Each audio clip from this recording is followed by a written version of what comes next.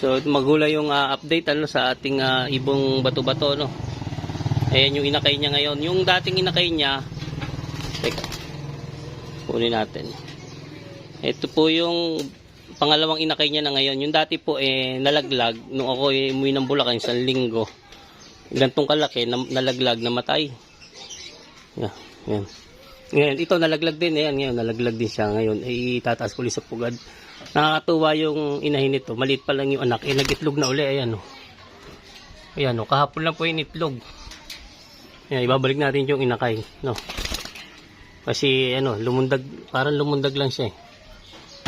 Yung una po niya namatay po napabayaan. So ngayon pangalawa niya na yan. Isa lang din ang pinisa. Tapos may itlog na agad na isa uli. Ang bilis mang itlog na ito Magaling tong ating si Tweety. Ito po wild. Yung nahuli malaki na. Mahilap po yan.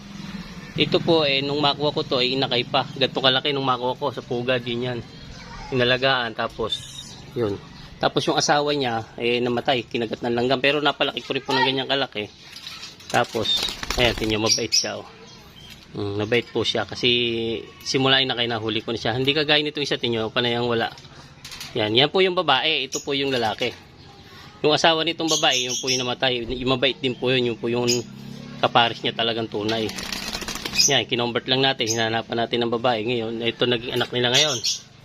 Ayan, tapos may itlog na uli. Ang galing Ayan, update ko na kayo dyan pagka yan, sa paglaki nito. Lagi ko naman binabantayan na siya kasi hindi naman ako naalis Ayan, makakatuloy na yan. Yung po dati napabayaan namatay. Dapat malaki na ngayon yun yan, na ulit tayong bagong bato-bato. Yung bibi natin, ayan, bagong linis. Nilaga ko yung itlog kasi yung unang initlog niya dati na sira. Ngayon wala na silang itlog ngayon. Tapos itong labuyo ko, ayan, yung mistiso, malaki na. Yung kapatid niya, ayan. Ayan, yung kapatid, na itlog na rin po yan. Tingnan, papakita ko yung itlog. Ayan po yung ganador, pure labuyo. Ang kakukuha ko lang sa Bulacan. Nung umuwi ako, ayan, pure po yan. Pure labuyo. Maganda na magiging conversion yan. Bigyan natin ng pagpupa.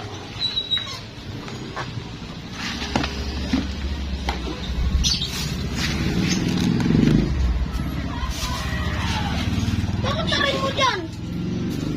Para kakainin naman yung inahin Kainin niya na inahin. Uy, aman. Uwe. Hindi. Sana yung manok dyan. Hindi yan dumi. Parang rin po. Parang pure labuyo rin siya. Kasi maliit lang din talaga Pero po Texas ang ina niyan. Ito. Pure labuyo talaga to. Huli sa gubat to. Galing Bulacan to ito tsaka yung babae na magkapatid. Yun. Yung babaeng yun ngayon yung naitlog dito. Ang liit ng itlog Yan, halos pure labuyo ang itlog. Natin. Sobrang liliit po. Parang itlog lang siya ng tikling. Yan, liit. Sana mapapisa natin to. Ang ama nito ay yan pure labuyo na. Tapos ang ina ay mistisa, So magiging anak niyan halos nagpupurong labuyo na. Yan, balik lang natin siya doon. Yan. Yan ang update sa ating alaga, Yan, halos, parang pure na pure yung inahin natin, Itim ang paa. Bali magkapatid po yan. Itim ang paa niyan, Siyang ng labuyong babae. Ito, para ding labuyo, kaya lang ang paa maputi. Hindi kagaya nito. Itim lahat ang paa. Mayahit. Yan ang pure labuyo. Yan natin ginaganador ngayon dyan. Minsan nakakachamba rin to. Mistiso. Pero ang yanak nilang dalawa mistiso rin. Kasi pare sila mistiso Hindi kagaya nito May babalik natin sa puro Baga magiging 80% na yung labuyo niyan. Pagka ito nag-convert. Ito magiging 50-50. Kasi half-half yan Medyo titingkad na yung natin breeding natin ng labuyo.